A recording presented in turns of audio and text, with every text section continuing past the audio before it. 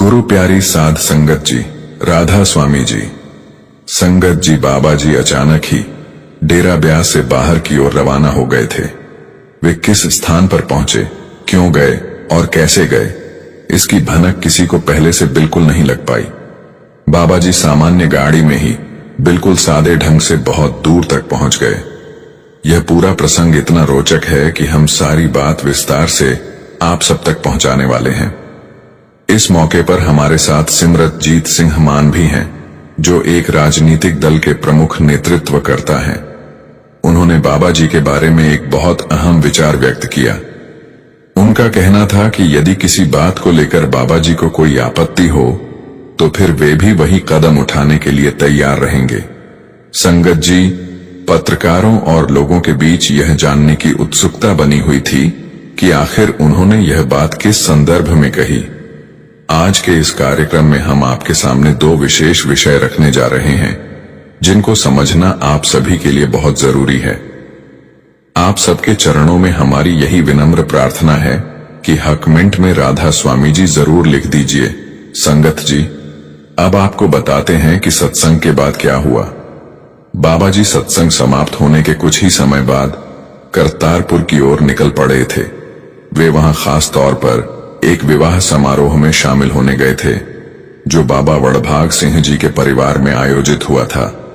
उनके जो 14वें वंशज हैं, उनके घर यह शुभ कार्यक्रम हुआ था और बाबा जी विशेष रूप से वहां पहुंचे थे। इस यात्रा के दौरान बाबा जी ने करतारपुर के ऐतिहासिक किले और पूरे शहर का भी अवलोकन किया। यह नगर जालंधर के पास स्थित है और एक तरह से जालंधर क्षेत्र का ही हिस्सा माना जाता है। संगत जी, पुराने समय में उस इलाके में जो राजा महाराजा रहा करते थे, उन्हीं के नाम और इतिहास के कारण वह किला और वह जगह प्रसिद्ध हुई थी। बाबा जी का इस स्थान से पुराना प्रेम संबंध रहा है, इसीलिए वे समय समय पर वहां जाते रहते हैं। वहां बाबा जी के आगमन पर अक्सर संगत को दर्शन का अवसर मिलता है और कई बार महत्वपूर्ण बैठकें भी होती रहती हैं। इस बार भी बाबा जी वहां पहुंचे, लोगों को दर्शन दिए, उनसे मिले और कुछ समय वहीं ठहरे भी थे। इसके बाद संगत जी, एक वीडियो तेजी से वायरल हो गई। उस वीडियो में सिमरतजीत सिंह मान दिखाई दिए, जो शिरोमणि अकाली दल अमृतसर के अध्यक्ष हैं। आपको यह तो पहले से पता ही होगा कि बाबा जी से उनकी मुलाकात कई बार अलग अलग अवसरों पर हो चुकी है। हाल ही में उनके एक साक्षात्कार में पत्रकार ने उनसे प्रश्न किया था कि वे डेरा ब्यास क्यों जाते हैं। संगत जी, इस प्रश्न के उत्तर में उन्होंने बड़े खुले दिल से अपने विचार रखे। उन्होंने बताया कि जब गुरुद्वारे से जुड़े एक मुद्दे का दौर चल रहा था, तब बाबा जी उनके साथ अकाल तख्त साहिब भी गए थे। इतना ही नहीं, दरबार साहिब में भी उनके साथ माथा टेकने का सौभाग्य उन्हें प्राप्त हुआ था। संगत जी, उनका कहना था कि जब बाबा जी को इन पवित्र स्थानों पर जाने से कोई आपत्ति नहीं हुई, तो फिर उन्हें या किसी और को डेरा ब्यास जाने में भला क्यों ऐतराज होना चाहिए। इसके बाद उन्होंने कोरोना काल की एक सच्ची घटना भी सुनाई। उन्होंने बताया कि महामारी के कठिन समय में वहां के लोगों को बहुत सहायता की आवश्यकता पड़ी थी, लेकिन सरकारी तंत्र चाहकर भी समय पर पहुंच नहीं पा रहा था। तब उन्होंने बाबा जी से विनती की कि हम बड़ी मुश्किलों से गुजर रहे हैं, हमारी व्यवस्था संभल नहीं रही। संगत जी, बाबा जी ने उसी क्षण मदद का निर्णय लिया और तुरंत लंगर सेवा भिजवानी शुरू कर दी। ये सहायता लगातार पहुंचती रही, जिसके लिए लोगों ने बाबा जी का दिल से बहुत बहुत धन्यवाद किया। संगत जी, फिर उन्होंने अंबाला क्षेत्र से जुड़ा एक और मार्मिक प्रसंग साझा किया। महामारी के उन्हीं दिनों में वहां कई मुसलमान भाई फंस गए थे और प्रशासन उनकी देखभाल का उचित प्रबंध नहीं कर पा रहा था। बाबा जी ने इंसानियत को सर्वोपरि रखते हुए उनकी रहने खाने की पूरी व्यवस्था करवाई और भरपूर सहयोग दिया। उन्होंने कहा कि उस समय बाबा जी ने हर धर्म के लोगों की इतनी अधिक सहायता की थी कि उनका उपकार शब्दों में बयान करना भी आसान नहीं। इन घटनाओं के आधार पर उन्होंने एक महत्वपूर्ण सवाल उठाया कि जब दरबार साहिब और अकाल तख्त साहिब जाने को लेकर बाबा जी कभी विरोध नहीं करते, तो फिर हम डेरा ब्यास का विरोध क्यों करें।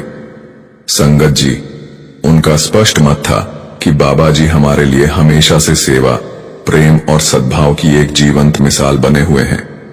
पिछले सप्ताह में संगत जी लोग इसलिए बहुत उदास हो गए थे क्योंकि बाबा जी के दर्शन का अवसर नहीं मिल पाया था।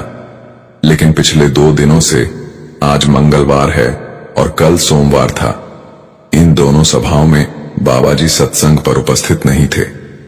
फिर भी हुजूर जी ने दोनों दिनों सभा में विराजमान होकर संगत को प्रत्यक्ष दर्शन दिए। संगत जी, उनके आने से वह कमी पूरी हो गई और लोगों का मन फिर से खुशी और आनंद से भर गया। ठंड के इस मौसम में जब हमें मालिक के प्रेम और याद की ओर बढ़ने का अवसर मिलता है तो हमें दिल से उसका शुक्र अदा करना चाहिए। इसलिए आप सभी के चरणों में हमारी यही प्रार्थना है कि वर्तमान में सकारात्मक सोच रखें और सेवा भाव को अपनाएं। संगत जी, हम आपसे एक सलाह भी लेना चाहते हैं। यदि आप सब चाहें और अनुमति दें तो हम रोज एक नया सत्संग प्रसारित करना आरंभ कर दें। ऐसा करने से सप्ताह में कम से कम 3 दिन आपको नियमित रूप से सत्संग सुनने का अवसर मिला करेगा। हर बार वह सत्संग किसी न किसी नए विषय पर आधारित होगा ताकि हमें मालिक की ओर चलने की प्रेरणा, हिम्मत और सही मार्गदर्शन मिलता रहे। अब यह निर्णय पूरी तरह आप सभी पर निर्भर करता है कि हमें आगे क्या कदम उठाना चाहिए, क्योंकि हम तो स्वयं को केवल बाबा जी के चरणों की धूल मात्र समझते हैं। संगत जी, आपका हर आदेश हमें पूर्ण रूप से स्वीकार है। बाबा जी ने हम सब पर इतना स्नेह और विश्वास बरसाया है कि उसी की बदौलत हमें मालिक के दर तक पहुंचने की प्रेरणा मिलती है। यहां हम पूरी साध संगत की बात कर रहे हैं, उस मार्ग की बात जिस पर चलकर आत्मा की असली यात्रा सफल होती है। संगत जी, हम जानते हैं कि सत्संग में जाने का अवसर भी केवल उन्हीं भाग्यशाली जीवों को मिलता है जिन पर मालिक की विशेष कृपा होती है। वहां हमें संतों के दर्शन होते हैं, सेवा का मौका मिलता है और भीतर की समझ विकसित होती है। लेकिन असली अर्थ उन बाहरी दर्शनों से कहीं आगे है। भीतर की उस यात्रा में जहां जन्म जन्म की मैल उतरती है और निर्मल नाम हृदय में दृढ़ होता है। वाणी में भी यही संदेश दिया गया है कि सच्चा वड़भाग उसी को प्राप्त होता है जो अंदर के दरिया में स्नान करता है, यानी अपने भीतर उतरकर आत्मिक शुद्धता हासिल करता है। ये बात हमारे अंतर के सफर से जुड़ी है, जहां गुरु की कृपा से हमारे विकार समाप्त होते हैं और आत्मा पवित्र बनती है। संगत जी, आने वाले 1-2 दिनों में बाबा जी और हुजूर जी बंबई पहुंचने वाले हैं और वहां के विशेष कार्यक्रम बहुत जल्द आरंभ होने जा रहे हैं। परसों गुरुवार को बंबई में नामदान की पर्चियां वितरित की जाएंगी। यह सेवा शुक्रवार को भी हो सकती है। आप चाहें तो नामदान से संबंधित जानकारी वहां के केंद्र से स्वयं भी पक्की कर सकते हैं। शुक्रवार की सुबह वहां एक व्यवस्थित कार्यक्रम रखा गया है। पहले लगभग आधा घंटा प्रचारक जी सत्संग करेंगे। उसके बाद संगत जी करीब 45 मिनट तक सवाल जवाब की बैठक होगी। फिर बाबा जी और हुजूर जी खुली गाड़ी में आकर संगत को सजीव और प्रत्यक्ष दर्शन देंगे। शनिवार को भी लगभग यही क्रम बना रहेगा और रविवार के दिन बाबा जी या हुजूर जी स्वयं सत्संग की अमृतवाणी फरमाएंगे। बंबई की संगत में इस समय बहुत उत्साह का माहौल है। जब से वहां प्रोग्राम की घोषणा हुई है, लोग बेहद प्रसन्न हैं। संगत जी, कभी उन्हें बांद्रा सेंटर में दर्शन मिल जाते हैं तो कभी भिंदर केंद्र में।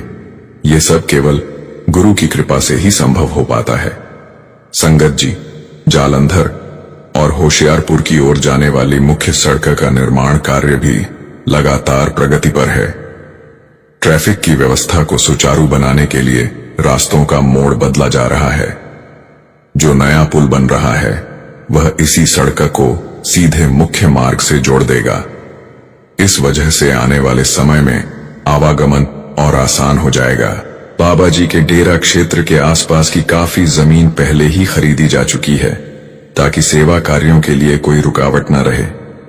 पहले जो टोल टैक्स से पहले एक रास्ता आता था जहां से संगत बाईं ओर मुड़कर नीचे उतरती थी, वह जगह डेरा ब्यास की ही संपत्ति है। उस मार्ग को कुछ समय के लिए प्रशासन ने बंद करवा दिया था, लेकिन अब नए रास्ते बन जाने के कारण उसकी जरूरत लगभग समाप्त हो गई है। नए निर्माण के बाद आपको एक बड़ा लाभ यह भी मिलने वाला है कि यात्रा का अतिरिक्त खर्च कम होगा और समय की भी बचत होगी। यह सड़क आगे चलकर टोल टैक्स वाले क्षेत्र से अलग दिशा में निकल जाएगी, जिससे टोल टैक्स देने की बाध्यता नहीं रहेगी। संगत जी, यह सारा काम धीरे धीरे गति पकड़ रहा है। अभी मिट्टी डालने और रास्ता समतल करने की सेवा आरंभ हो चुकी है। आने वाले वर्षों 2026 और 2027 के बाद यह प्रोजेक्ट और तेजी से आगे बढ़ेगा। तब आप इसी पुल के माध्यम से सीधे जालंधर, दिल्ली और अन्य क्षेत्रों की ओर आसानी से जा सकेंगे। सरकारी कार्यों की दृष्टि से देखा जाए तो अब वह पुरानी जमीन प्रशासन के उपयोग में नहीं रही, क्योंकि मुख्य मार्ग पूरी तरह तैयार हो चुका है। इसलिए संगत जी, अब वह क्षेत्र डेरा ब्यास की सेवा व्यवस्था का हिस्सा बन गया है। अब आपको इस पूरे प्रसंग का अगला हिस्सा समझाते हैं। संगत जी, जिस स्थान की बात हो रही थी, वहां डेरा प्रबंधन ने धीरे धीरे लगभग पूरी जमीन अपने अधिकार में ले ली है। सरकार से संबंधित क्षेत्र तो पहले ही डेरा ब्यास को सौंप दिया गया था, लेकिन उसके साथ साथ जिन स्थानीय लोगों की निजी जमीनें थीं, चाहे वे जट समुदाय से हों या अन्य निवासी, उनसे भी आपसी सहमति के साथ जमीन ली गई है। डेरा लगातार आसपास के इलाकों में विस्तार के उद्देश्य से नई जमीनें खरीदता जा रहा है। संगत जी, आपको यह तो भली भांति मालूम है कि इस संसार में जब भी कोई भला और रचनात्मक काम किया जाता है तो कुछ लोग उसका विरोध भी अवश्य करते हैं। यह एक पुरानी मानवीय प्रवृत्ति है। पहले भी बाबा जी को लेकर तरह तरह की बातें बनाई गईं। कभी कहा जाता है कि वे जबरन जमीन लेते हैं, कभी आरोप लगाए जाते हैं कि डेरा सीमा से आगे बढ़ रहा है। हमारी यही अरदास है कि मालिक उन सभी का भला करें और सबको सद्बुद्धि दें।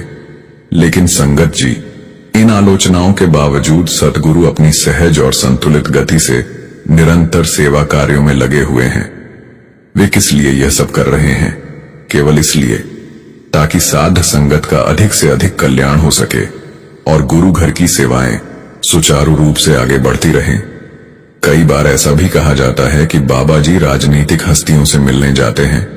प्रधानमंत्री मोदी जी से मिलते हैं, अमित शाह जी से, राजनाथ सिंह जी से और कांग्रेस या यूनियन से जुड़े लोगों से भी मुलाकात करते हैं। संगत जी, वाईपी व्यक्तियों से मिलना कई बार जरूरी हो जाता है, क्योंकि बड़े कार्यों को प्रेम और समझदारी के साथ करवाने के लिए प्रशासनिक सहयोग लेना पड़ता है। लेकिन यह सारी दौड़ भाग बाबा जी अपने निजी लाभ के लिए नहीं करते। जो भी बैठकें और मुलाकातें होती हैं, वे केवल साध संगत की सुविधा और भलाई को ध्यान में रखकर ही की जाती हैं। संगत जी, नए पुल और सड़कों के निर्माण से सबसे बड़ा लाभ आने वाले समय में यात्राओं के दौरान मिलने वाला है।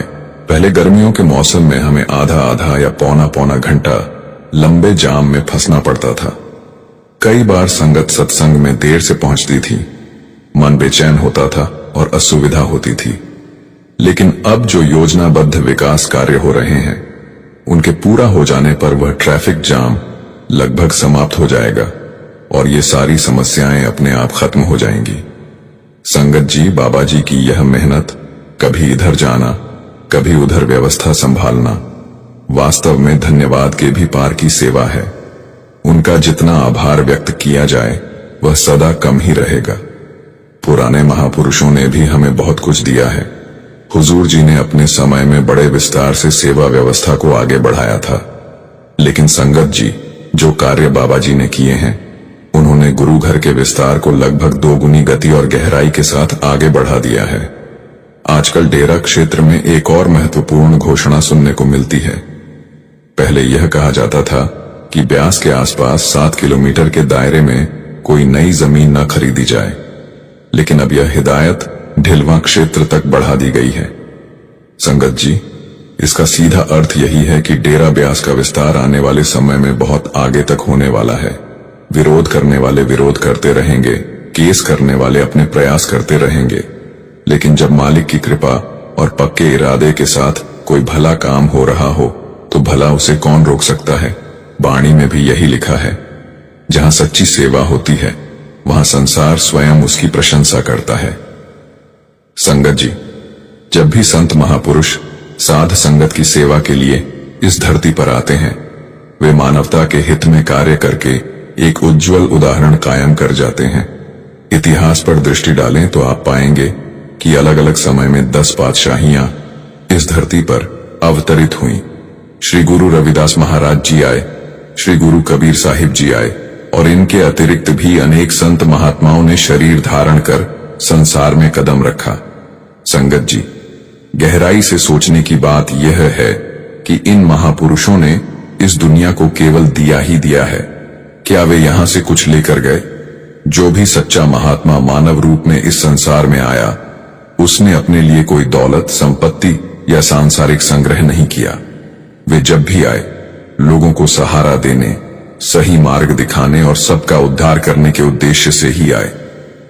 गुरु नानक देव जी महाराज ने अपनी वाणी में यह बात बड़े स्पष्ट ढंग से लिख दी थी। उन्होंने कहा, कोई उन्हें भूत कह देता है, कोई बेताल कहकर बयान करता है और कोई साधारण आदमी समझकर देखता है। संगत जी, बेताल भी भूत की ही एक अवस्था मानी जाती है। लेकिन चाहे लोग कुछ भी कहें, सच्चाई यही है कि गुरु नानक देव जी ने जगत को ज्ञान, नाम और रहमत के सिवा कुछ नहीं दिया। श्री गुरु ग्रंथ साहिब महाराज में इतना विस्तार से समझा दिया गया, फिर भी कई बार हमारी बुद्धि ठहर सी जाती है। जब संत हमारे सामने होते हैं, हम उनकी महानता को पूरी तरह समझ नहीं पाते और उल्टा विरोध में पड़ जाते हैं। लेकिन संगत जी, जैसे ही वे महापुरुष इस दुनिया से चले जाते हैं, हम पछतावे में डूबकर फूट फूट कर रोने लगते हैं। 9वें पातशाह की घटना को याद करें। जब उन्होंने अपना शीश कुर्बान किया, तभी आज हिंदू धर्म सुरक्षित बचा हुआ है।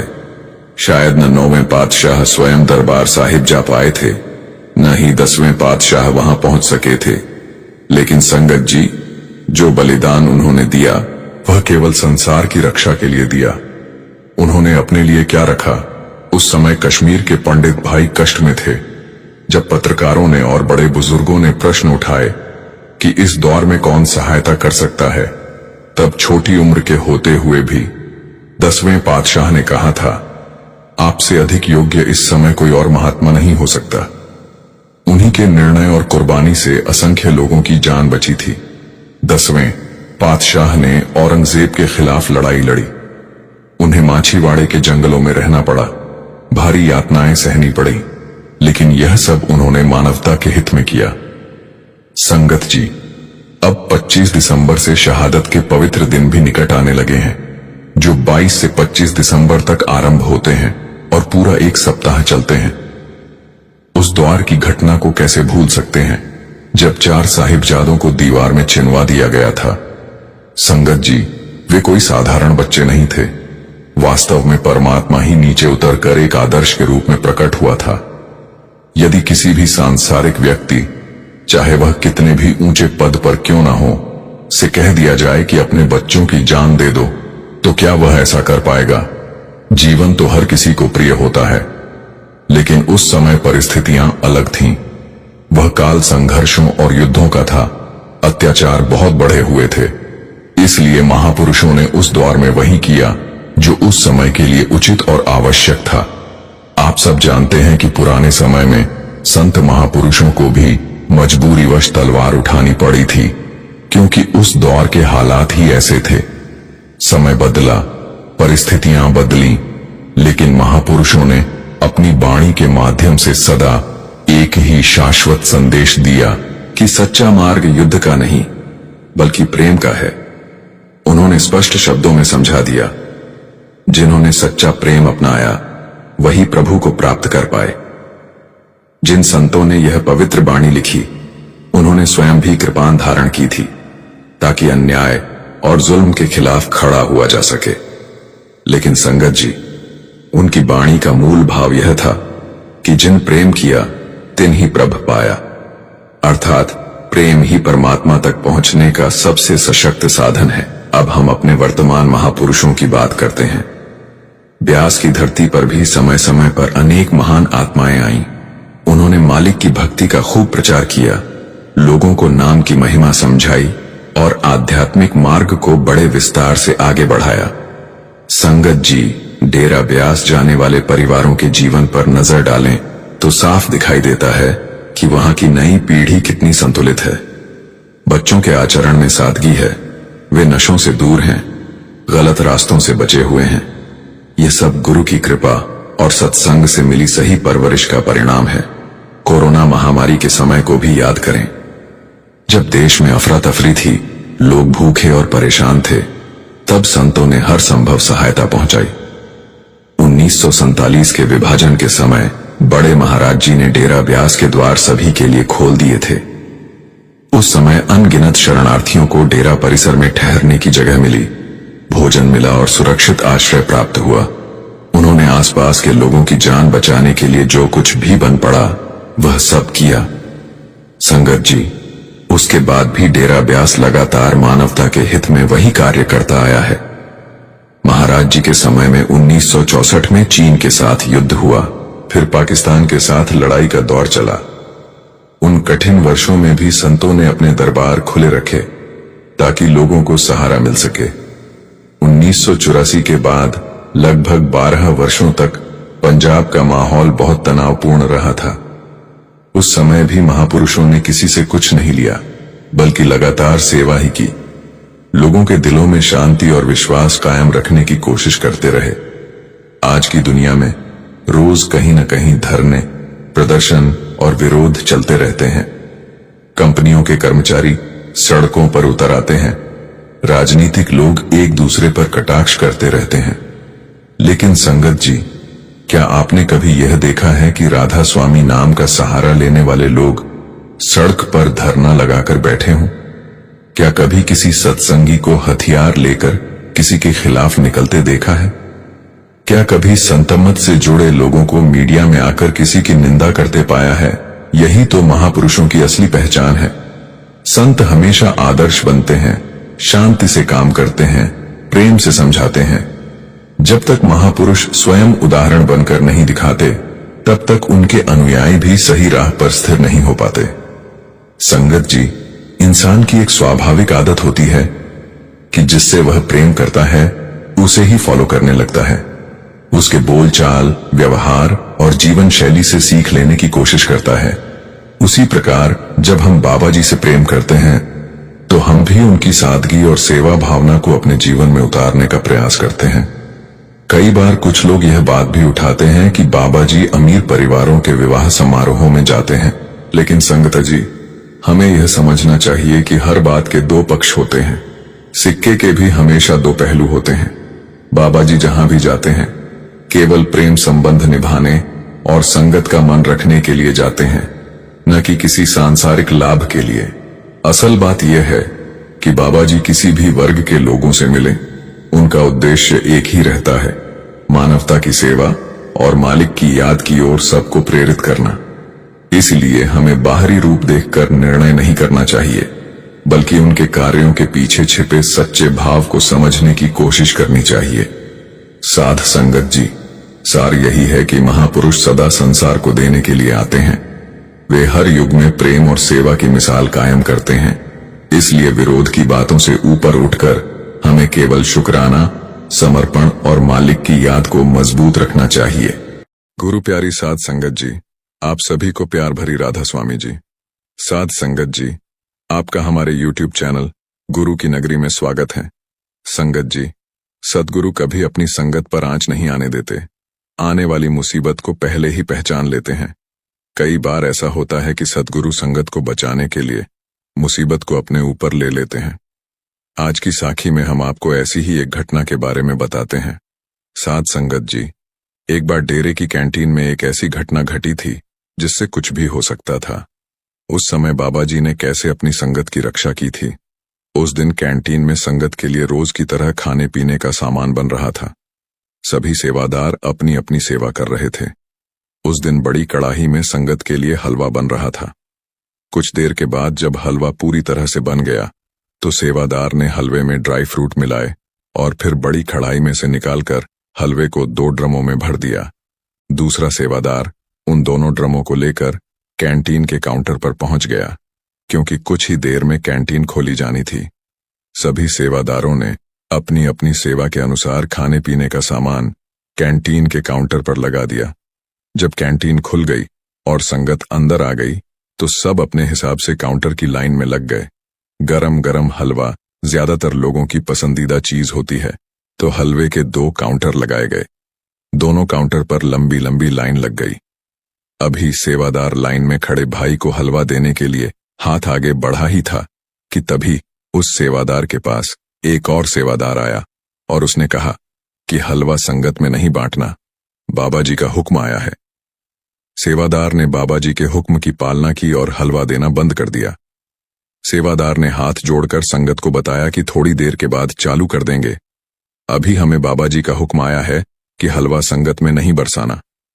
विनती सुनकर संगत भी शांत हो गई। फिर एक सेवादार कैंटीन में आया और उसने कहा, जो हलवा काउंटर नंबर 2 पर रखा है वह संगत में बांटना शुरू कर दो और काउंटर नंबर 8 वाला हलवा पीछे खेतों में गड्ढा खोदकर डाल दो। ये हुक्म सुनकर वह सेवादार थोड़ा हैरान हो गया और सोचने लगा कि इतनी मेहनत से हलवा बनाया है, बाबा जी पता नहीं क्यों हलवे को गड्ढे में डलवा रहे हैं। अब बाबा जी का हुक्म था तो उसकी पालना भी करनी थी। 2 सेवादारों ने उस ड्रम को उठाया और खेतों की ओर बढ़ गए। वहां एक बड़ा सा गड्ढा खोद दिया और इस बीच वहां आसपास खड़ी संगत भी आ गई। सब आपस में बात करने लगे कि इतने सारे हलवे को गड्ढे में क्यों डाला जा रहा है। दोनों सेवादारों ने ड्रम को उठाया और गड्ढे में पलट दिया। जैसे ही ड्रम को गड्ढे में पलटा तो हलवे के साथ एक मरा हुआ जहरीला सांप भी ड्रम में से बाहर निकला। ये देखकर वहां खड़े सब लोग दंग रह गए। ये बात संगत में फैल गई। कैंटीन की लाइन में लगी संगत को जब पता चला कि हलवे में सांप होने की वजह से बाबा जी ने हलवे को देने से मना करवाया था, तो संगत की आंखों से आंसू बहने लगे।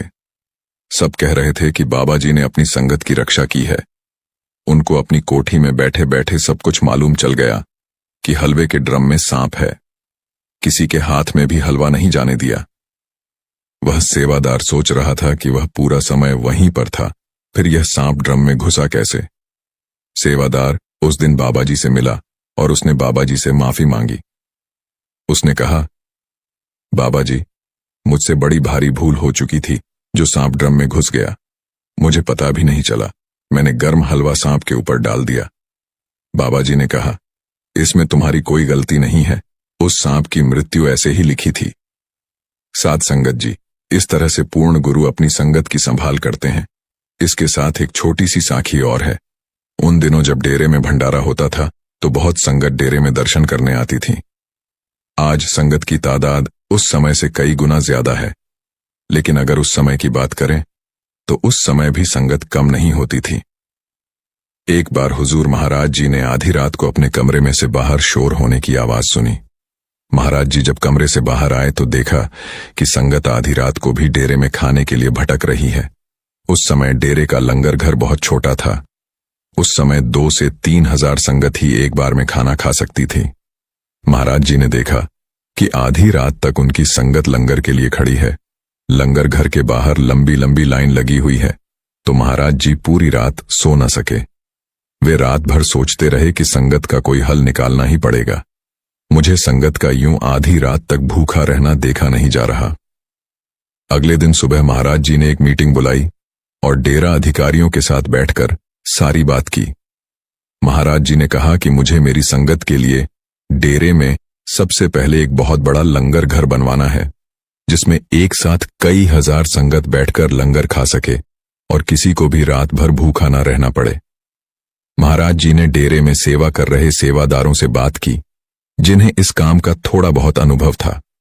उन सेवादारों ने कहा, महाराज जी, बड़ा लंगर घर बन तो जाएगा, लेकिन उसके लिए बहुत बड़ी और समतल जमीन की जरूरत होगी। उन दिनों डेरे में बड़े बड़े पहाड़ होते थे। एक बहुत बड़ी जमीन हुआ करती थी।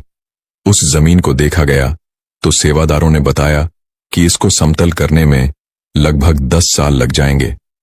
महाराज जी ने कहा, आप काम शुरू कर दो, बाकी मैं देखता हूं। महाराज जी ने हुक्म दिया कि डेरे में मिट्टी की सेवा शुरू हो रही है।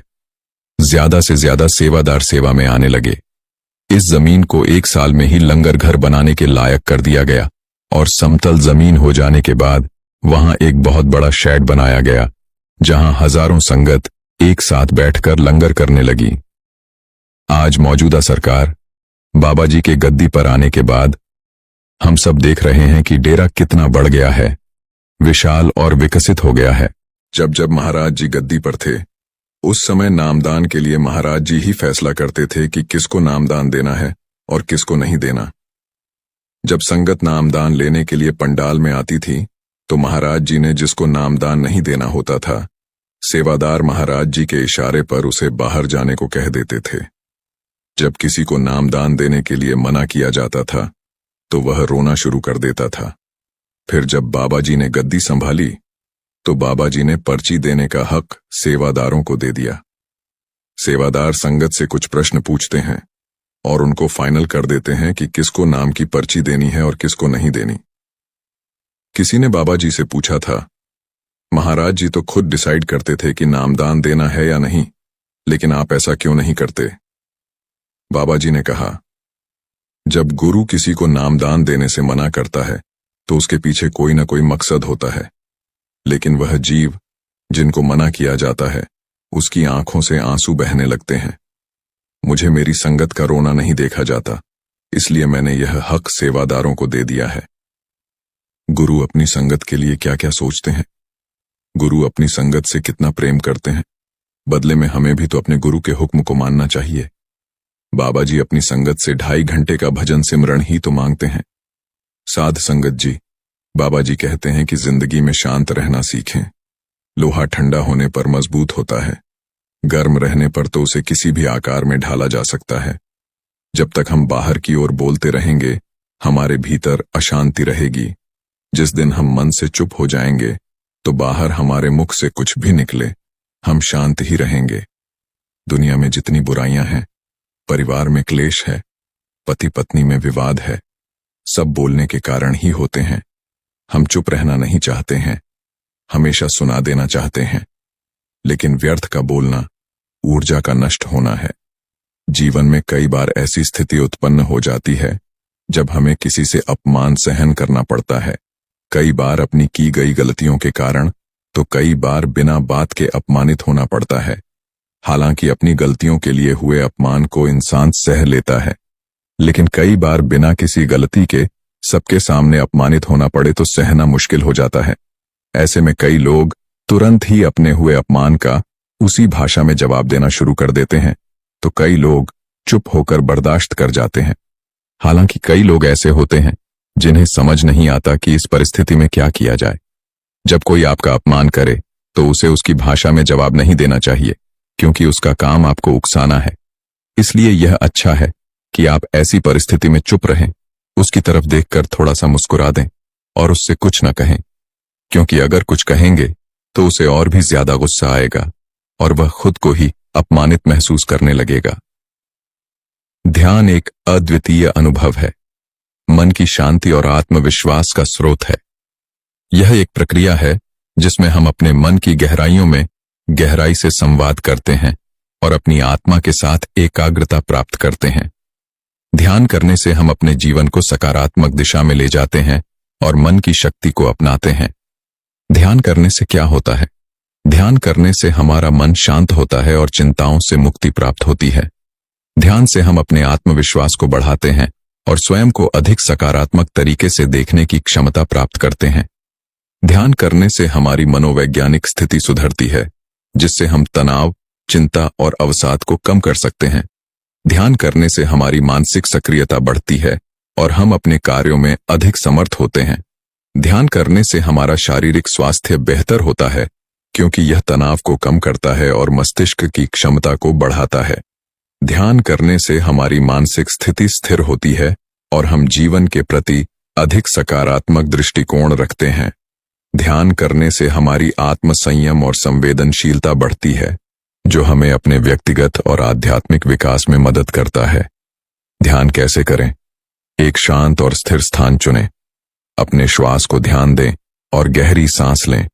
अपने मन को खाली करें और चिंताओं को दूर करें। मन को एक ही विषय पर केंद्रित करें और ध्यान में एकाग्र हों। ध्यान को नियमित रूप से करें ताकि इसके लाभ प्राप्त किए जा सकें। ध्यान की शक्ति असीम है और इसे संचालित करने से हम अपने जीवन को संतुलित, सकारात्मक और समृद्ध बना सकते हैं। यह हमें अपने स्वयं के और अपने परिवार के प्रति अधिक समर्पित बनाता है और हमें अपने सपनों की दिशा में आगे बढ़ने की शक्ति प्रदान करता है। यह बात सिद्ध करती है कि जो लोग कम बोलते हैं या कहें कि केवल जरूरत होने पर ही बोलते हैं, वे सफलता तक जल्दी पहुंचते हैं। वे रिश्तों में भी कामयाब होते हैं और सामाजिक स्तर पर उनका मान बहुत ज्यादा होता है।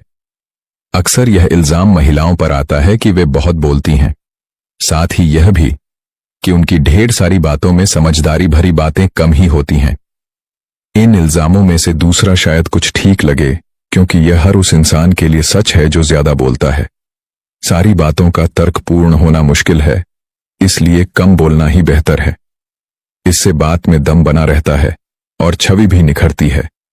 कम बोलने की आदत विकसित की जा सकती है। इसके तरीकों पर बात की जाएगी, लेकिन यह सोचना होगा कि ज्यादा बोलना अहमियत नहीं दिलाता और बोलने की गति बढ़ा देने से भी तर्क नहीं आता। सुनने पर ध्यान दीजिए। जब भी आप बात करें तो दूसरा आपसे क्या कह रहा है, इस बात का भी ध्यान रखें। कोशिश कीजिए कि दूसरे की बात पूरी सुने, उसे बीच में न टोके। जो लोग बहुत ज्यादा बोलते हैं, वे अक्सर चुप रहने के दौरान यही सोचने में लग जाते हैं कि अब उन्हें क्या बोलना है। ऐसे में भी ज्यादा बोलना हो ही जाता है, क्योंकि वे दूसरे लोगों की बात सुन ही नहीं रहे होते हैं। संकेतों का इस्तेमाल करें। बातूनी लोगों का तर्क होता है कि वे बीच में बोलकर यह साबित करते हैं कि वे सुन रहे हैं। आंखों और सिर की हरकतों से भी यह जताया जा सकता है। बोलने से गुरेज करें, अगर जरूरी लगे तो। जी हां, जैसे छोटे छोटे अनुमोदित शब्द बोलें, लेकिन इनमें भी अति न करें। विराम पर आप भी रुकें। कितनी बार ऐसा होता है कि बातचीत के दौरान एक असहज सा विराम आ जाता है। जरूरी नहीं है कि हड़बड़ाकर उस दौरान कुछ बोला ही जाए। इस समय में विषय पर और बोलने को क्या बचा है जैसी बातों पर विचार करने से फायदा होता है। पहले सोचें, फिर बोलें। यह काफी पुराना तरीका है, लेकिन सदा कारगर साबित होता है। सोचकर बोलने से हम कई बार गैर जरूरी बातें बोलने से बच जाते हैं, और इससे हम ऐसे कमेंट करने से भी बच सकते हैं जो हमें बाद में परेशानी में डाल दे। इसलिए उतना ही बोलें जितना आवश्यक हो। बोल और बोल लेते हैं। यह सच है कि शब्द कंठ से निकलते हैं।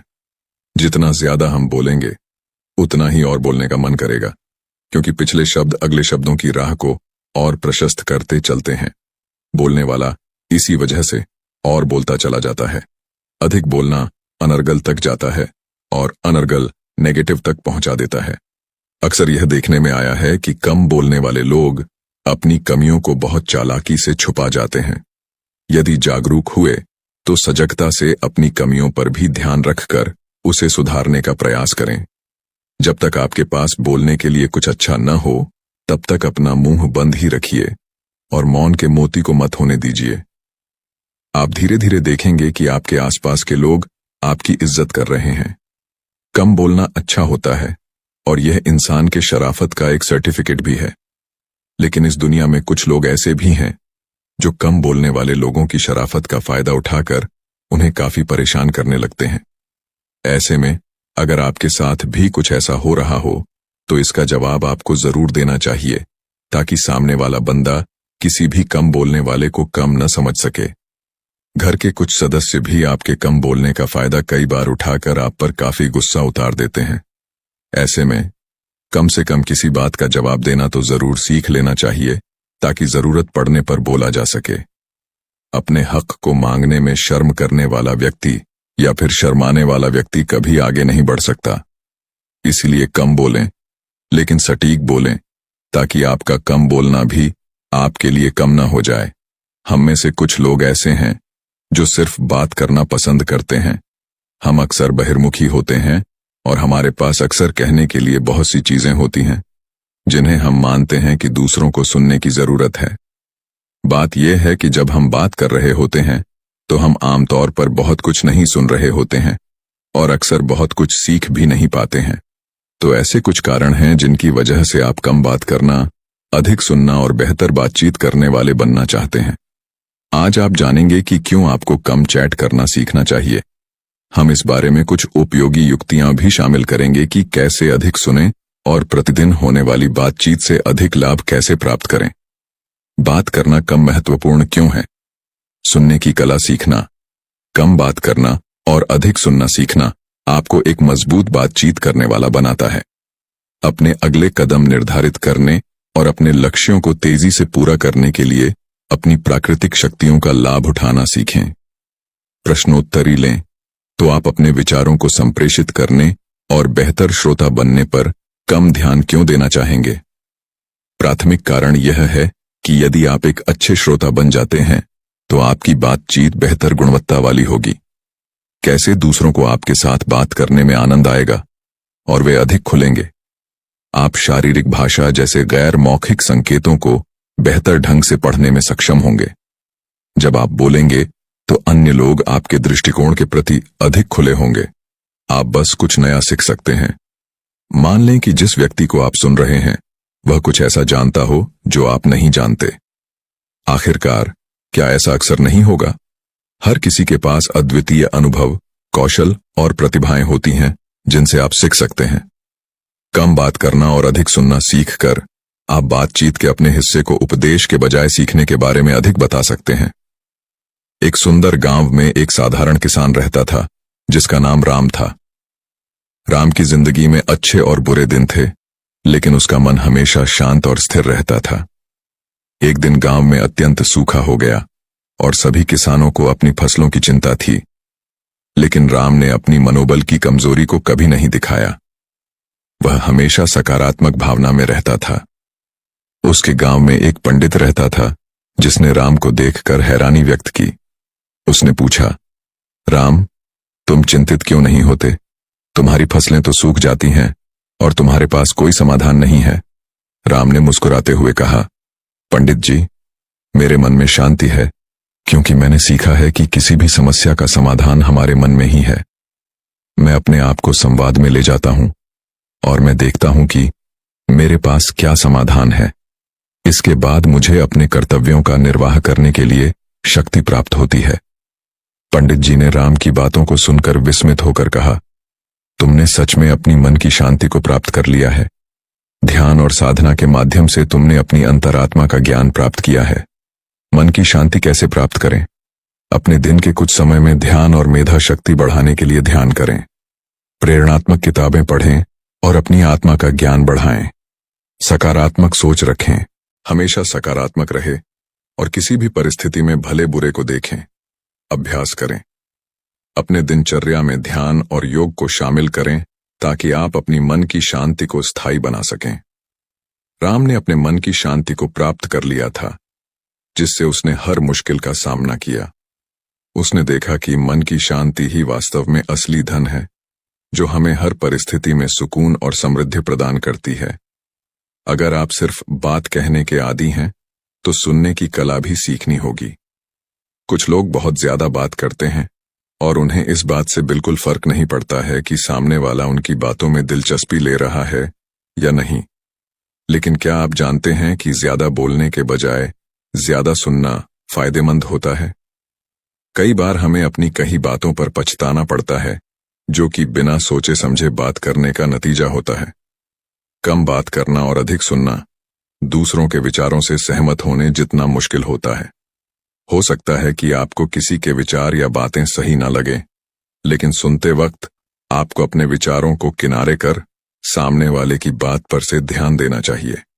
जब आप इस प्रकार से किसी की बात को सुनते हैं, तो आप बातों के दूसरे पहलुओं को देख पाते हैं, जिससे आप दूसरों की भावनाओं को आसानी से समझ सकते हैं। यदि आप इस आदत को अपनाना चाहते हैं, तो पहले आपको कम बोलना सीखना होगा। जो ज्यादा बात करते हैं वे अपनी जानकारी से अधिक कह जाते हैं, जबकि जो लोग सुनने में दिलचस्पी लेते हैं वे सभी की बातों को ध्यान से सुनते हैं। इस कारण उन्हें सभी से कुछ ना कुछ सीखने का मौका मिलता है। सुनने वाले को यहाँ दो बातों का फायदा होता है। पहला, उसे नई जानकारी मिलती है और दूसरा, वह मिली जानकारी का अच्छी तरह से उपयोग कर सकता है। पछतावा नहीं रहता। जो लोग ज्यादा बात करते हैं उन्हें पता ही नहीं होता है कि वे क्या कहने जा रहे हैं, और अक्सर बातों बातों में वे अपनी निजी जिंदगी के बारे में बता जाते हैं। इसीलिए कहा जाता है कि कम बोलें लेकिन सोच विचार कर बोलें। गंभीरता से लिया जाता है, अधिकतर चुप रहने की वजह से। हो सकता है कि लोग आपको घमंडी समझें, पर जो आपके करीबी होंगे या वाकई आपको जान लेंगे, उनकी यह गलतफहमी जल्द दूर हो जाएगी। इसके साथ ही जो लोग जरूरत के समय ही बोलते हैं, वे हर बात को गंभीरता से समझते हैं। हमें तभी बोलना चाहिए जब हमें किसी चीज की ठोस जानकारी हो। कम बोलने से आपकी बात में गंभीरता होती है, जिससे सभी आपकी बात को सुनने में दिलचस्पी लेते हैं। जब आप किसी को ध्यान से सुनते हैं तो बात करने वाले व्यक्ति को अच्छा महसूस होता है। सुनने से दूसरों की बातों को अच्छी तरह से समझा जा सकता है। इसके साथ ही उनकी भावनाओं को महसूस किया जा सकता है, जिसके अनुसार आप एक उचित प्रतिक्रिया देने योग्य बनते हैं। यदि आप सोच विचार कर बात करते हैं तो लोग आपकी बातों को दिलचस्पी से सुनते हैं। ऐसा इसलिए होता है क्योंकि उन्हें पता होता है कि आप जरूरत पड़ने पर ही बात करते हैं। इसलिए यदि आप कुछ कह रहे हैं तो अवश्य ही कुछ जरूरी होगा। कम शब्दों में बहुत कुछ कहना कम बात करने वालों की यह खासियत होती है कि वे कम शब्दों में बहुत कुछ कह जाते हैं, जिसके कारण उनकी बात हर किसी को याद रह जाती है और किसी को उनकी बात सुनने में झिझक भी नहीं होती है। इसीलिए बातों को घुमा फिरा कर करने के बजाय कम शब्दों में स्पष्ट कहें। शांति दुनिया की सबसे महंगी चीज है। यह हर व्यक्ति को प्राप्त हो सके ऐसा मुमकिन नहीं है, क्योंकि इसे सिर्फ वही हासिल कर सकता है जिसे किसी भी चीज की इच्छा ना हो, लालच ना हो। दोस्तों, हर व्यक्ति अपने जीवन और दुनिया में शांति चाहता है। वह चाहता है कि सुकून से जिंदगी को जिया जाए, लेकिन आज के दौर में इंसान की जिंदगी सुकून तो दूर दूर तक नहीं है। इस रफ्तार भरी दुनिया में इंसान के जीवन से सुकून तो कहीं खत्म हो चुका है। जीवन में सुकून का ना होना हमारी जिंदगी में इच्छाओं का बहुत अधिक बढ़ जाना है। आज जिसके पास जितना है वह उतने में खुश नहीं है, उसे उससे और अधिक चाहिए। और एक दूसरे से जलन की वह इतना क्यों कमा रहा है, वो सुकून से कैसे जी रहा है। बस यही वजह है हमारी जिंदगी से शांति तो खत्म ही हो गई है।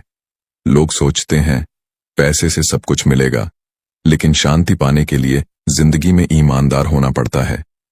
इंसान को अपने जीवन में खुश रहने के लिए सबसे पहले अपने मन को शांत करना बेहद जरूरी है। हर समस्या का समाधान मिलेगा। अगर आपका मन शांत रहेगा, सिवाय आपके कोई भी आपको सुकून नहीं दे सकता। खुद को शांत रखना इस दुनिया में हर व्यक्ति के बस की बात नहीं। जीवन में शांति तब है जब आपको समय के बीतने से कोई फर्क नहीं पड़ता। जो जितना बुद्धिमान और समझदार होता है, उसका स्वभाव उतना सरल और शांत होता है। शांति और न्याय एक ही सिक्के के दो पहलू हैं। शांतिपूर्वक लिए गए सभी निर्णय आगे चलकर कई लाभ देते हैं। सफलता मिलना तय है अगर आप शांत रहकर अपनी सफलता को पाने के बारे में विचार करते हैं। अगर कहीं शांति नहीं है तो इसकी वजह यह है कि हम भूल चुके हैं कि हम एक दूसरे के हैं। यह रात और नींद ही शांति देती है, वरना पाने की चाह जिंदगी छीन लेती है। जो व्यक्ति अपने जीवन में सभी इच्छाओं की लालसा को त्याग देता है, वही व्यक्ति अपने जीवन में शांति प्राप्त कर पाता है। अहिंसा मेरे विश्वास की पहली वस्तु है। यह मेरे मत की आखिरी वस्तु भी है। जो कम बोलते हैं और शांत रहते हैं, वह खुद पर बहुत बड़ा एहसान करते हैं। शांति 1000 मील का सफर है और इसे एक बार में एक कदम बढ़कर तय किया जाना चाहिए। लोगों को खुशियां बांटकर आप अशांत मन को आसानी से शांत कर सकते हैं। शांति का कोई मार्ग नहीं है, बल्कि शांति खुद ही एक मार्ग है। शांति युद्ध से सिर्फ बेहतर नहीं है, बल्कि कहीं अधिक कठिन भी है। अशांत मन से आप कभी भी किसी कार्य की शुरुआत बेहतर तरीके से नहीं कर पाएंगे। वह जो शांति और चैन से रहना चाहता है, उसे हर वो चीज नहीं बोलनी चाहिए जो वो जानता या देखता है। शांत स्वभाव वाला व्यक्ति दूसरों को भी शांत बनाए रखता है। दुनिया में अगर सबसे सुंदर कुछ है तो वह शांति है, जो कम नहीं होता है। शांति से फिर वह कम होता है। क्रांति से शांति अंदर से मिलती है। इसको तलाश करने की आवश्यकता नहीं होती। शांति शायद ही कभी शांतिपूर्ण व्यक्ति को नहीं दी जाती। हिंसा से शांति नहीं प्राप्त की जा सकती है, यह सिर्फ समझ के माध्यम से मिल सकती है। त्याग में शांति होती है, लेकिन इंसान त्याग करने को तैयार नहीं होता है। मां के आंचल में मां को जो शांति मिली, पूरी दुनिया में ढूंढो। वो सुकून और शांति नहीं मिली एक प्यारी सी मुस्कुराहट के साथ आप शांति की शुरुआत आसानी से कर सकते हैं। जिंदगी में हर इंसान शांति की इच्छा रखता है, लेकिन अपनी इच्छाओं को शांत नहीं करता है। शांत मन व्यक्ति को सदैव उन्नति के मार्ग पर ले जाता है। हर समस्या का समाधान आसानी से मिल जाता है अगर व्यक्ति चिंता करने की बजाय उसका हल शांति से ढूंढता है। अमन की राह पर जो चलते हैं उन्हीं के चमन में खुशियों के फूल खिलते हैं। शांति अपने आप में एक इनाम है और यह सिर्फ अच्छे स्वभाव वाले व्यक्ति को ही मिलता है। सिर्फ शांति के बारे में बात करना पर्याप्त नहीं है, उसमें यकीन भी करना होगा, और सिर्फ यकीन करना पर्याप्त नहीं है, उस पर काम भी करना होगा। जो व्यक्ति खुद को शांत रखना जानता है वह सुखों से कभी भी वंचित नहीं रह पाता है। लड़ाई झगड़ा करने वाले लोग कभी भी शांति से अपना जीवन जीने के योग्य नहीं बन पाते। अच्छे विचारों का आदान प्रदान कर समाज में शांति की स्थापना आसानी से की जा सकती है। आप असंभव कार्य को संभव में भी बदल सकते हैं अगर आप शांत मन से किसी चीज के बारे में सोचते हैं तो। जो व्यक्ति प्रतिशोध लेने की बजाय क्षमा करना जानता है, इसका मतलब है कि वह अपने जीवन में शांति स्थापित करना चाहता है। जब तक आप किसी विषय को लेकर चिंतित रहेंगे, तब तक आप अशांत जीवन जीते रहेंगे। अगर शांति प्राप्त करने की इच्छा है, तो सबसे पहले जो मिला है, उतने में ही खुश रहना सीखो। शांति मनुष्य को प्रेम से रहना और बोलना सिखाती है। यदि आप अपने दुश्मन के साथ शांति चाहते हैं, तो आपको उसके साथ काम करना होगा, तब वह आपका साथी बन जाएगा। मैं मन की शांति ढूंढते हुए कितनी दूर आया, मगर मुझे मुंह तक की दूरी तय न हुई। अपने मोक्ष के लिए खुद ही प्रयत्न करें, दूसरों पर निर्भर ना रहे। जिस रिश्ते को आप खोना नहीं चाहते हैं, जब आपको उस इंसान पर गुस्सा आए तो शांत रहे। इस संसार में शांति तभी स्थापित हो पाएगी जब सभी बुराइयों का अंत यह दुनिया कर पाएगी। अपनों के लिए ही मन में नफरत पालेंगे तो जिंदगी में शांति कैसे पालेंगे। लालच व्यक्ति को तन से भी और मन से भी दोनों रूप से अशांत रखता है। जो लोग चुनाव करने के लिए स्वतंत्र हैं, वह हमेशा शांति का चुनाव करेंगे। शांत व्यक्ति के जीवन में हमेशा खुशियों का आगमन होता रहता है। शांति से रहने के लिए आपका सबसे पहले खुद पर अटूट विश्वास होना अति आवश्यक है। सदा खुश रहना सीखिए, शांति आपको खुद ब खुद मिल जाएगी। दुश्मनी करने से बेहतर दोस्ती करना है। अगर आप अपने जीवन में शांति चाहते हैं, आप अपने हर प्रश्न का उत्तर पता लगा सकते हैं। अगर आप अपने मस्तिष्क को शांत रखना जानते हैं, तरक्की का दौर चल रहा है। जहां मन की शांति कभी नहीं पाओगे, वहां निराशापूर्ण जीवन जीकर आप कभी भी शांति को प्राप्त नहीं कर पाएंगे।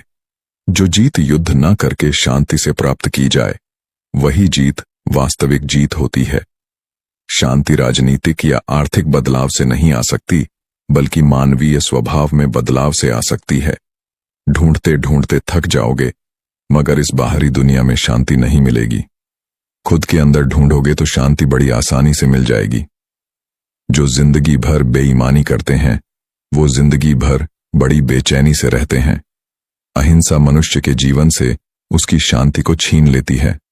जो व्यक्ति बाहर से शांत दिखता है, लेकिन अंदर से शांत नहीं होता, वो व्यक्ति केवल खुद को शांत दिखाने का ढोंग कर रहा होता है। नेक काम करके ही व्यक्ति को सबसे ज्यादा शांति का अनुभव होता है। दिन भर मोबाइल चलाने से मन को शांति नहीं मिलेगी, बल्कि अपनी जिम्मेदारियों को निभाने से मन को शांति मिलेगी। अगर शांति स्थापित करना चाहते हो तो दूसरों की जिंदगी में झांकना बंद कर दो। खुद को शांत रखने के लिए सबसे पहले आपको अपनी जुबान पर लगाम लगानी होगी। खुद की भूख मिटाने से पेट को शांति मिलती है, जबकि दूसरों की भूख मिटाने से मन को शांति मिलती है। हम बाजार से अच्छी किताब खरीद लेते हैं, क्योंकि अच्छे विचार मन को शांति देते हैं। अगर आपको मन की शांति को पाना है, तो लालच, घृणा और क्रोध को हृदय से मिटाना होगा। उगता सूरज सबको देता है, उम्मीद और क्रांति मुझको ढलता सूरज पसंद है, जो देता सुकून और शांति। जीवन में शांति से जीने के लिए दो ही तरीके हैं। माफ कर दो उन्हें जिन्हें तुम भूल नहीं सकते, या फिर भूल जाओ उनको जिन्हें तुम माफ नहीं कर सकते। शांत स्वभाव वाला व्यक्ति लोगों के दिलों पर राज्य करता है। अगर आप अपने जीवन में सुकून चाहते हो, तो लोगों की बातों को दिल से लगाना छोड़ दो। जिन पर जिम्मेदारियों का बोझ ज्यादा रहता है, उनका मन हमेशा अशांत रहता है। अगर मन की शांति चाहते हो, तो अपने गुनाहों से तौबा करो, क्योंकि आपके गुनाह ही हैं जो आपको बेचैन करते हैं। दूसरों की कामयाबी से जलोगे तो जीवन में कभी भी चैन से नहीं रह पाओगे। जीवन में शांति चाहते हो तो इतना जरूर कमाओ कि अपनी जरूरतों को पूरा कर सको। हजारों खोखले शब्दों से अच्छा वह एक शब्द है जो शांति लाए। प्यार और मन की शांति का गहरा संबंध है। प्यार जीवन में मिलने वाली समस्याओं से दूर रहकर जीना सिखाता है और सामना करने का साहस भी देता है। अपने अंदर झांकिए, अपने दिल की सुनिए। जब तक अंदर की आवाज नहीं सुनेंगे, शांति नहीं मिलेगी। दूसरों के व्यवहार को लेकर अपनी आंतरिक शांति को नष्ट न होने दे। यह जरूरी नहीं है कि हर बार वही होगा जो आप सोचते हैं। जो नहीं मिलता है उसके लिए दिमाग की शांति भंग मत करो। जो है उसी को स्वीकार करो। अपनी असीम गहराई तक जाओ, पहचानो और जीवन की सारी परिस्थितियों को व्यवस्थित करो। जीवन को संतुलित करो। शांति एक दैनिक, एक साप्ताहिक, एक मासिक प्रक्रिया है जो धीरे धीरे बदलती है, धीरे धीरे पुरानी बढ़ाव को मिटाती है और शांति से नई संरचनाओं का निर्माण करती है। आंतरिक शांति न तो लोगों से मिलेगी न परिवार वालों से मिलेगी। इसकी तलाश खुद को ही करनी होगी। शांति अनेक घटनाओं और निर्णयों का परिणाम है। शांति कोई एक चीज नहीं है जो तुरंत बन जाती है। यह कई दिनों के उपरांत पैदा होती है। शांति की बात करना ही काफी नहीं है, उस पर विश्वास भी करना चाहिए। इसी विश्वास को लेकर शांति के काम पर लग जाओ। जो आप करते हैं उसी का फल मिलता है। शांति का भी अपना प्रतिफल है। शांति कहीं बाहर से नहीं आएगी, इसको भीतर तलाशना होगा। अपने अंतिम लक्ष्य की कल्पना करो, आपको यही पहुंचना है। दूसरे सभी शांति भंग करने के मार्ग हैं। आंतरिक शांति का जीवन सामंजस्यपूर्ण और तनाव रहित होता है। कभी जल्दबाजी मत करो। जो भी करना है चुपचाप शांति से करो। किसी भी विचार के लिए अपनी आंतरिक शांति को मत खो। अगर आप अपने भीतर शांति नहीं पा सकते हैं तो आप इसे कहीं और नहीं पाएंगे। हमारे भीतर एक आत्मा है जो कि परमात्मा का अंश है। यह अंश हमेशा शांति की तलाश में लगा रहना चाहिए। आपको उदासी आपके अतीत को, आपकी चिंता भविष्य को और आपकी शांति वर्तमान को दर्शाती है। जब आपके अंदर की चीजें बदलती हैं तो इसका मतलब है कि चीजें आपके आसपास की बदली हैं। हम जो भी सांस लेते हैं, जो भी कदम हम उठाते हैं, वह आनंद और शांति से भरा हो सकता है। एक गहरी सांस लीजिए और मन को विचारों से खाली कर दीजिए। आपके मन में आने वाले विचारों की गति आपकी शांति को भंग करती है। मन में उठने वाले सैकड़ों विचार शांति के दुश्मन हैं। अपनी आत्मा को स्वयं का अच्छा होने का एहसास कराएं। आपका मन आसपास की चीजों से घिरा है। इन चीजों को मन पर हावी ना होने दें। अलग अलग परिस्थितियों में खुद को रख कर देखो। जिस स्थिति में शांति को पाते हो, हमेशा के लिए उस स्थिति में स्थानांतरित हो जाओ। केवल लक्ष्य को पाना ही जीवन का उद्देश्य नहीं होना चाहिए, बल्कि उनको शांति से पाना और जीना होना चाहिए। केवल शांति को खोजो, बाकी सब अपने आप आ जाएगा। शांति की शुरुआत मुस्कान से होती है। समस्याओं से बचना आपके साहस को कम कर सकता है। उनका सामना करो। आप खुद को शांति की स्थिति में पाएंगे। शांति 1000 मील की यात्रा है। इसके प्रत्येक कदम में आप आनंदित रहेंगे।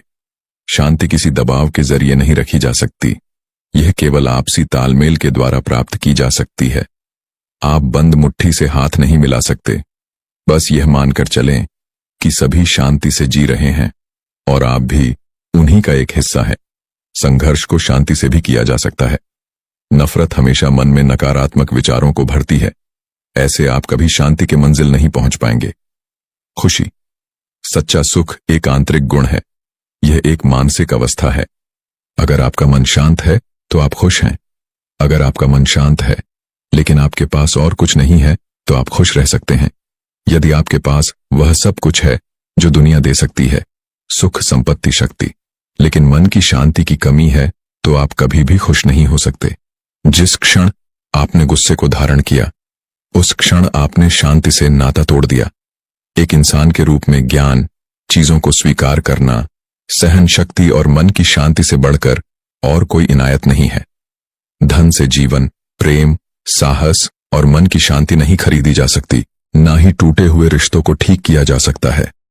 ईश्वर में विश्वास एक ऐसी अलौकिक शक्ति है जो आपको हरदम मन की शांति प्रदान करता रहेगा। खुद के सुंदर और सुरक्षित होने का महसूस करें। आप जिस चीज से अपने आप को घेरते हैं वही आपके मन और आत्मा पर छा जाता है। जिसकी उपस्थिति में आपको भय रहित मन की शांति मिले वही व्यक्ति आपका गुरु हो सकता है। द्वेष और हीनता उनके लिए है जो दूसरों में कमियां खंगालते हैं। लोगों को माफ करना और आगे बढ़ाना शांति के लिए पर्याप्त है। जिस विचार ने मन में घर कर लिया हो सकता है कि वह किसी गलत धारणा से जुड़ा हुआ हो। एक बार इसका वापस मूल्यांकन करो, कुछ नया मिलेगा। हर अव्यवस्थित मन की सजा उसका अपना विकार है। अगर आप कुछ खोजना चाहते हैं तो पहले अपने भीतर खोजें। कोई फर्क नहीं पड़ता कि तुमने कितनी ऊंचाइयां को प्राप्त की। तुम्हारा मन शांत है तो तुमने सबसे ऊंची महारत हासिल कर ली है। खुद को संभालने के लिए मन को शांति के द्वार से मिलाना होगा। अपनी आत्मा को दूसरों की आत्मा से मिलाओ। इंद्रधनुष के रूप में अहंकार रहित विनम्रता से अपना जीवन व्यतीत करो। जब कभी तुम दुख के घेरे में रहो तो दुखी और निराश मत होना। यह तुम्हारी परीक्षा है। सब कुछ ठीक हो जाएगा। गलत होने का पहला घटक यह दावा करना कि आप सही हैं। यदि आप भय, क्रोध या अभिमान से ग्रसित हो तो प्रकृति आपको सुकून भरा जीवन जीने के लिए बाध्य करेगी, और यदि आप साहस, जागरूकता, शांति द्वारा निर्देशित हैं तो प्रकृति आपकी सेवा करेगी। तनाव वह है जो आपको लगता है कि आपको होना चाहिए। विश्राम वह है जो आप हैं। भीतर की शांति से आत्मा प्रकाशित होती है। प्रकाशित आत्मा से व्यक्ति में सुंदरता आती है। सुंदर व्यक्ति से घर में शांति बनी रहती है। घर में सद्भाव से देश में व्यवस्था बनी रहेगी। देश की व्यवस्था से विश्व में शांति बनी रहेगी। भीतर की सुंदरता शांति से आती है। हम सभी बाहर की दुनिया को नियंत्रण की कोशिश में लगे हुए हैं, लेकिन बाहर की दुनिया पर हमारा नियंत्रण सीमित, अस्थायी और भ्रामक होता है। जब आप मातम में होते हैं तो केवल उसी को देख पाते हैं, लेकिन जब आप एक कदम आगे या एक कदम पीछे हटते हैं तो अपने उद्देश्य को देख पाते हैं। कोई हमको नाराज नहीं कर सकता, कोई हमको दुख नहीं दे सकता। यह तो बस हमसे ही उत्पन्न होते हैं। व्यस्त कम रहो, ध्यान अधिक करो, शिकायत कम करो, तारीफ अधिक करो, नफरत कम, प्यार अधिक फैलाओ। शोर कम मचाओ, शांत अधिक रहो। जब हम मूर्ख होते हैं तो हम दुनिया को जीतना चाहते हैं। जब हम बुद्धिमान होते हैं तो हम खुद को जीतना चाहते हैं। दूसरों के मामलों में कभी भी अपना कीमती समय या मानसिक शांति बर्बाद ना करें। नतीजा हमेशा अच्छा ही होता है, बस समझने में गलती कर देते हैं। किसी से आशा मत रखो। उम्मीदें और आशाएं निराशा की ओर ले जाती हैं। इच्छाओं का परिणाम निराशाओं में होता है। कर्म में वास्तविकता होती है। छोटी सोच लोगों को हताश, असभ्य, आवेगी बनती है। बड़ी सोच लोगों को शांत, शालीन, नियंत्रित बनाती है। सागर की तरह विशाल हृदय रखो, लेकिन विचार शांति से भरो। समुद्र कभी शांत नहीं हो सकता। समुद्र अनंत विचारों का घेरा है। खुद को शांत रखने का प्रयास करें। हर वक्त बात करने से बचें। केवल तभी बोले जब जरूरत हो। उन पलों को भूल जाओ जब तुम्हें किसी की जरूरत थी और कोई तुम्हारे साथ खड़ा नहीं हुआ। इस जीवन को तुम्हें अकेले ही जीना है। किसी से कोई उम्मीद मत करो। असली सुकून सारी भड़ास निकालने में नहीं, बल्कि चुप रहने में है। शांत मन लंबा जीवन देता है। ये दुनिया भाग रही है, लेकिन कहां, किसी को नहीं पता। तुम भी भाग रहे हो, पर कहां? कमेंट में जरूर बताना। दुनियादारी की समझ शांति से आती है। अमीर बनने के लिए ज्यादा पैसा कमाना जरूरी नहीं है, मन की शांति ही काफी है। जल्दबाजी में आप काम को निपटा सकते हैं, लेकिन सही तरीके से नहीं। आपके विरोधी नकारात्मक और उन लोगों से दूर रहे जो आपको हमेशा एक कदम नीचे खींचने का प्रयास करते हैं। गंदे और नकारात्मक लोग आपकी ऊर्जा को दूषित और शांति को भंग करते हैं। ऐसे लोगों की तलाश करो जो दुनिया को आशावाद के साथ देखते हैं, जो आपको प्रेरित करते हैं, आपको खुश करते हैं और मन की शांति प्रदान करते हैं। आसपास की सामाजिकता और अराजकता चिंताओं का घेरा है। इनसे दूर रहकर परम शांति को प्राप्त की जा सकती है। एक बेहतर जीवन जीने का प्रयास कीजिए।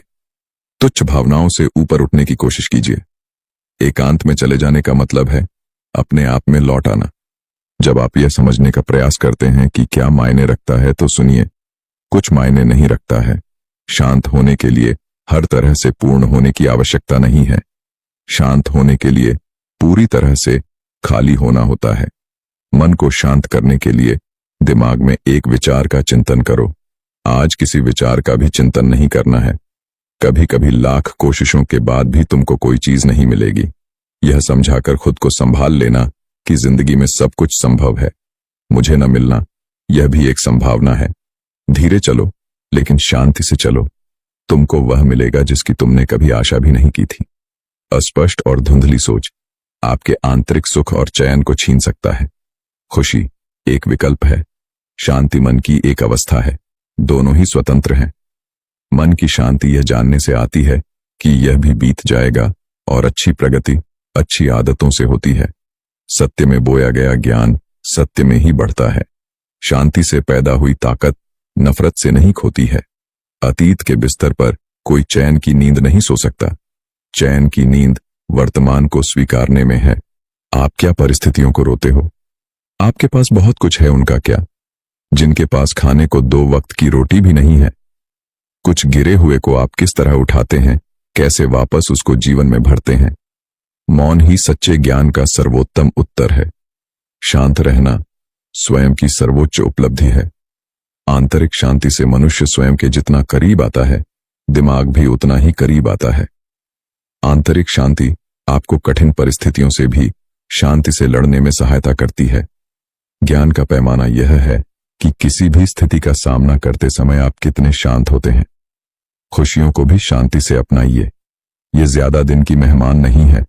जितनी कम आपकी इच्छाएं हैं, आप शांति के उतना ही करीब हैं। आप जितना कम चाहते हैं, आप उतने ही अमीर हैं। सबसे अच्छा सेनानी कभी क्रोधित नहीं होता।